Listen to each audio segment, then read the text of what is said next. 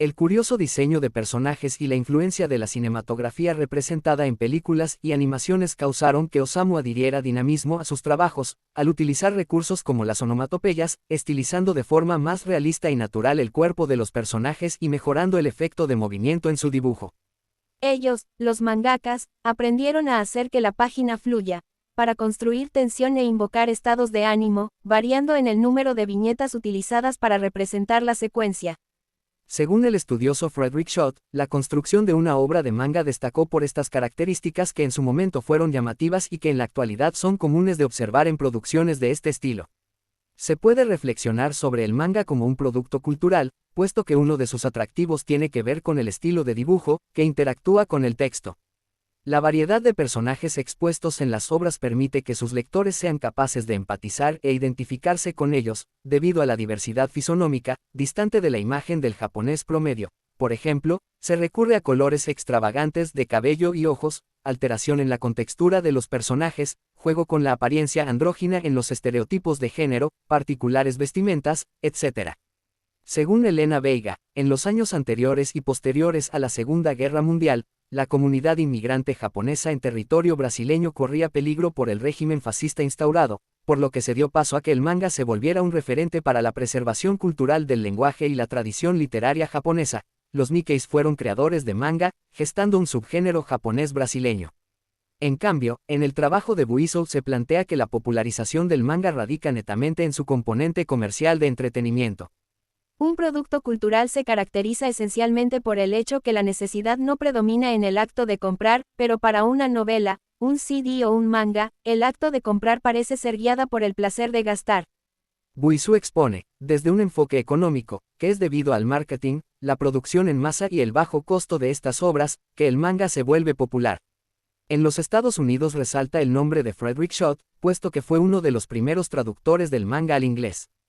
Aparte de su rol como traductor, llegó a interesarse profundamente por el manga, su historia y construcción, lo que dio origen a su obra, Manga, The World of Japanese Comics, 1983. Dentro de sus argumentos sobre la popularización del manga, destaca que, además de la fusión de los códigos lingüístico escrito y visual, este medio era capaz de propiciar entretenimiento y relajación a través de su lectura, cuestión importante en una sociedad disciplinada como la japonesa. Como se ha dicho, la apertura comercial y cultural en Japón dio inicio a traducciones y adaptaciones de obras extranjeras relacionadas con la literatura y la filosofía occidental. Uno de sus mayores ejemplos es Don Quijote de la Mancha, 1605, de Miguel de Cervantes. Rosaín lo refiere de la siguiente manera. Uno de los problemas centrales en los orígenes de la recepción y traducción del Quijote en Japón, es el factor lingüístico, que se vio acrecentado por la necesaria mediación de una tercera lengua. Desde su llegada a Japón, fijada aproximadamente en el siglo XIX, el Quijote tomó importancia a mediados del siglo XX, y adquirió más difusión a inicios del siglo XXI con adaptaciones. El personaje del Quijote sirvió como elemento de lucha y justificativo para enarbolar la defensa de las costumbres en detrimento de los cambios y modificaciones sociales impuestas por la apertura económica y política. El gran impacto que tuvo el Quijote en la sociedad nipona se debió a su fuerte código moral y sus virtudes éticas, a su idealización y protección de los valores y a su inquebrantable sed guerrera de justicia. Dada la acogida, su figura adquirió variaciones en cuanto a cómo se lo presenta en producciones japonesas, tales como Haikai Ryujin, Don Quijote, 2000, de Shiriagari Kotobuki o Don Quijote Ureigao no Kishi Sono Ai, 2013, de Yukito y Yushi Kawata. Por razones obvias, muchos críticos desprestigiaron el proyecto leer a través del manga, puesto que la trama está fracturada y traducida a conveniencia del formato híbrido. No obstante, el papel del manga en este rol educativo propuso una nueva percepción del autor y la obra. Se evidencia que la hibridez, tanto en la estructura externa como en la fusión de elementos culturales de distinto origen, constituye la materia fundamental del manga. La ejecución de contenidos influenciados por expresiones como la literatura, el cine e incluso la historia permiten que se alcance una mayor difusión. Es posible que el interés de los consumidores de este producto cultural proceda de esta multiculturalidad expuesta. 1.3 Referencias y asociaciones. Según Roberto Sayar y Hernán Rosaín, el manga maneja distintos grados de influencias literarias provenientes de la literatura canónica, que se presentan en 4 categorías: reformulaciones, adaptaciones, paralelismos y dicotomías. Las reformulaciones implican un proceso intenso y consciente de reorganización del material literario dentro del mundo ficcional propuesto por los autores japoneses. Los mangakas toman algún aspecto como personajes o argumentos de una obra base y lo modifican para la funcionalidad de su propia obra. La influencia es explícita. Un ejemplo de esta categoría es Bungo Stray Dogs, 2012, de Kafka Sahiri y Sango Harukawa. La trama principal aborda una agencia de detectives peculiar, cuyos miembros poseen habilidades sobrenaturales.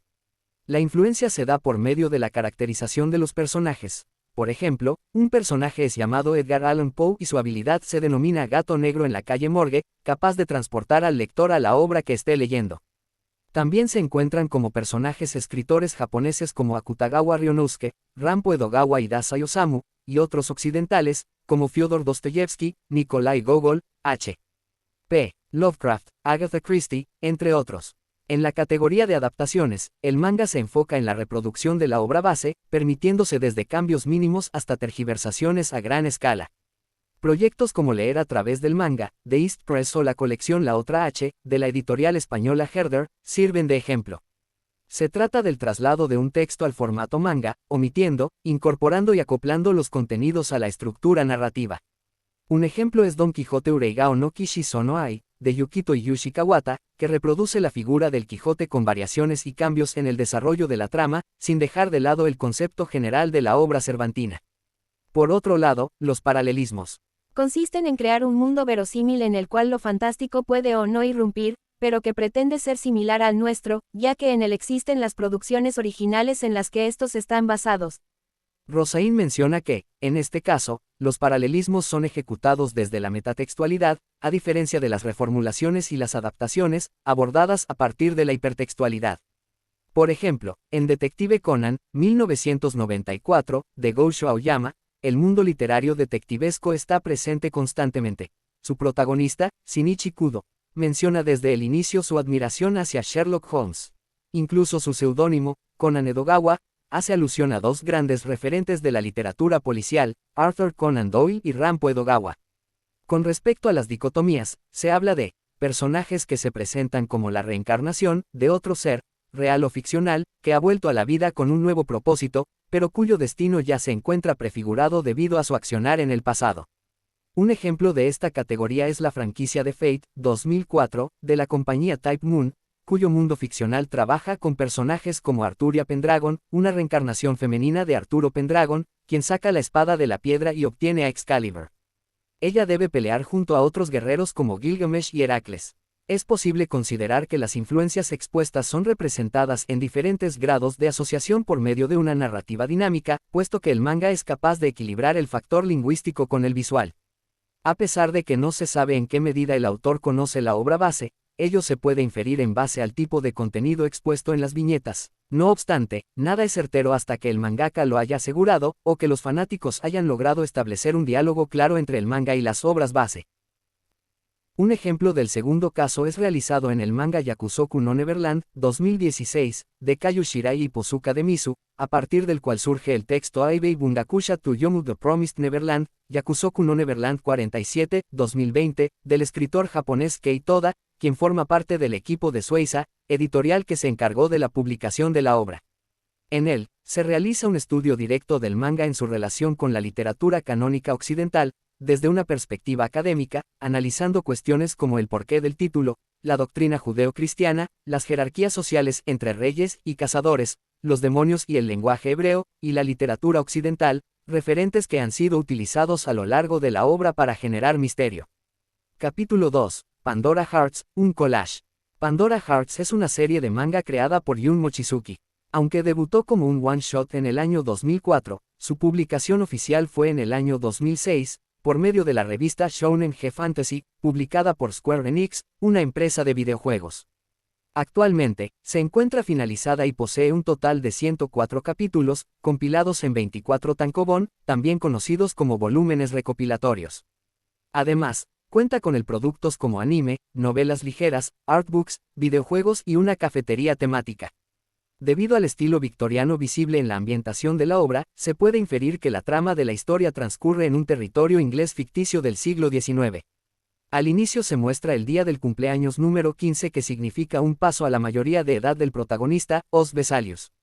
La ceremonia se lleva a cabo en una mansión emblemática construida 200 años antes.